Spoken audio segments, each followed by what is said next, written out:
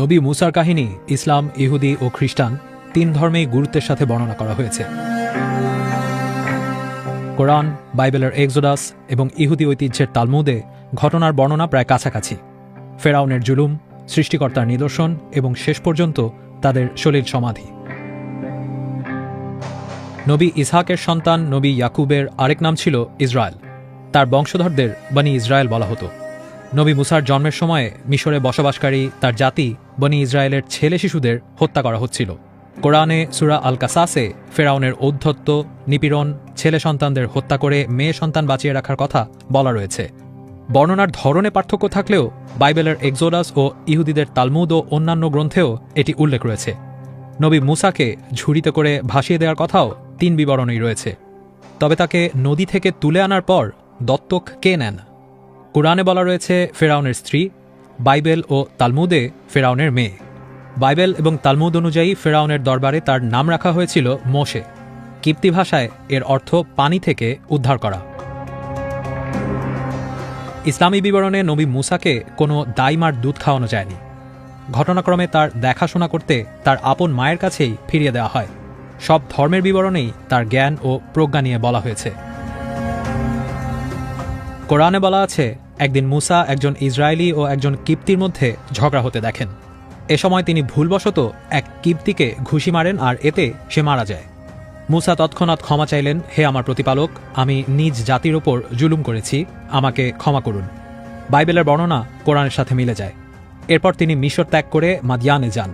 ইহুদিদের ধর্মে অবশ্য জায়গাটি ভিন্ন, আবিসিনিয়ায় বা বর্তমান ইথিওপিয়ায়। কোরআনে আছে সেখানে এক কূপে 2 মেয়েকে সাহায্য করেন। মেয়ে দুটির বাবার কাছে গেলে তাকে 8 বা 10 বছর শ্রমিক হিসেবে কাজ দেওয়া হয় এবং সেখানেই তার বিয়ে হয়। বাইবেলে অবশ্য কাজ বা মজুরি নিয়ে কিছু বলা নেই। নবুয়া প্রাপ্তি নিয়ে কোরআনে বলা আছে যে যখন মুসার কাজের মেয়াদ পূর্ণ হয় তখন তিনি নিজের পরিবারের সাথে মাদিয়ান ত্যাগ করেন। সেই যাত্রায় তিনি সৃষ্টিকর্তার সাথে কথোপকথন করেন এবং তাকে নবুয়াতের দায়িত্ব দেওয়া হয়, অর্থাৎ তিনি নবী হন। বাইবেলের বিবরণে শ্বশুরের ভেড়া চড়াতে মরুভূমির আরেক প্রান্তে যান তিনি এবং সেখানে হোরেব পাহাড়ে তাকে নবীর দায়িত্ব দেওয়া হয় এবং মিশরে ফেরার নির্দেশ দেওয়া হয়। বাইবেল ও তালমুদ দুটিতেই বলা আছে পূর্ববর্তী ফেরাউনের মৃত্যুর পর মিশরে এক নতুন ফেরাউন শাসন করছিলেন। কোরআনে বলা হয়েছে ফেরাউন এবং তার বাহিনী পৃথিবীতে অন্যায়ভাবে অহংকার করেছিল এবং তারা মনে করেছিল যে তারা আমাদের দিকে কখনো ফিরে আসবে না।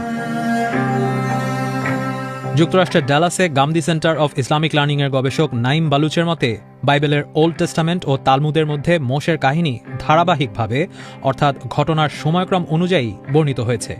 কিন্তু কোরআনে এই কাহিনী 5টি সূরায় আসলেও ধারাবাহিক না, বরং বিভিন্ন সময়ের ঘটনা হিসেবে এসেছে। নাইম বালুচ বলেন, মোটা দাগে কোরআন ও বাইবেলের কাহিনীর মধ্যে মৌলিক পার্থক্য নেই, বিস্তারিত বর্ণনায় কিছু ভিন্নতা রয়েছে।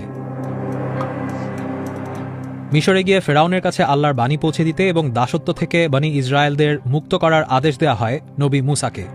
কোরআন ও বাইবেল 2 জায়গাতেই বলা আছে নবী মুসা তার ভাই হারুনকে নিয়ে ফেরাউনের দরবারে যান। বাইবেলের এক্সোডাস অধ্যায়ে ফেরাউনদের সাথে কথোপকথন অনেকটা এরকম।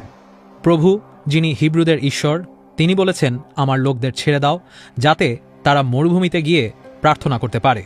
ফেরাউন বলেন, আমি প্রভুকে চিনি না এবং আমি ইসরায়েলের সন্তানদেরও যেতে দেব না।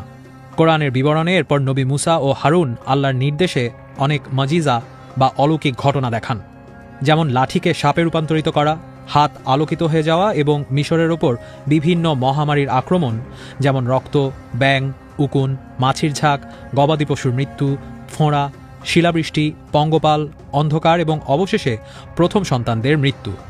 বাইবেলে বলা হয়েছে যে প্রথম সন্তানের মৃত্যুর মহামারী আসার পর ফেরাউনরা ভয় পেয়ে যান এবং মুসা ও তার জাতির লোকদের মিশর ছেড়ে যেতে বলেন। মুসা বনি ইসরায়েলিদের নিয়ে রওনা দেন। বাইবেল এবং অন্যান্য ব্যাখ্যাকারীরা বলেন কিছু সময় পরে ফেরাউন তার আগের সিদ্ধান্ত থেকে সরে আসেন এবং সেনাবাহিনী নিয়ে নবী মুসা ও ইসরায়েলিদের পেছনে ধাওয়া করেন। বাইবেল অনুযায়ী তারা লোহিত সাগরের তীরে পৌঁছালে নবী মুসা লাঠি দিয়ে সমুদ্রে আঘাত করেন এবং সমুদ্র চিরে 2 ভাগ হয়ে যায়। বনি ইসরায়েলরা শুকনো মাটির ওপর দিয়ে সমুদ্র পার হয়ে যান। কোরআনেও একই ঘটনা বলা হয়েছে। ফেরাউন ও তার সৈন্যরাও তাদের পেছনে পেছনে সমুদ্রে প্রবেশ করে, কিন্তু বনি ইসরায়েলরা সমুদ্র পার হওয়ার পর সমুদ্র এক হয়ে যায় এবং সেখানে আবার পানি ফিরে আসে। এতে ফেরাউন ও তার সমস্ত সেনাবাহিনী ডুবে যায়। তালমুদে এই ঘটনা আরও বিশদভাবে বর্ণিত রয়েছে। কোরআনের সূরা কাসাসে বলা হয়েছে, অবশেষে আমরা তাকে অর্থাৎ ফেরাউনকে এবং তার বাহিনীকে ধরলাম এবং তাদের সমুদ্রে নিক্ষেপ করলাম। সুতরাং দেখো জালিমদের পরিণাম কি হয়েছে, এবং আল্লাহ তার মরদেহ সংরক্ষণ করেছেন। সূরা ইউনুসে বলা হয়েছে, হে ফেরাউন, আজ আমরা তোমার প্রাণহীন দেহ সংরক্ষণ করব, যাতে তুমি তোমার পরবর্তী জাতির জন্য একটি নিদর্শন হয়ে থাকতে পারো।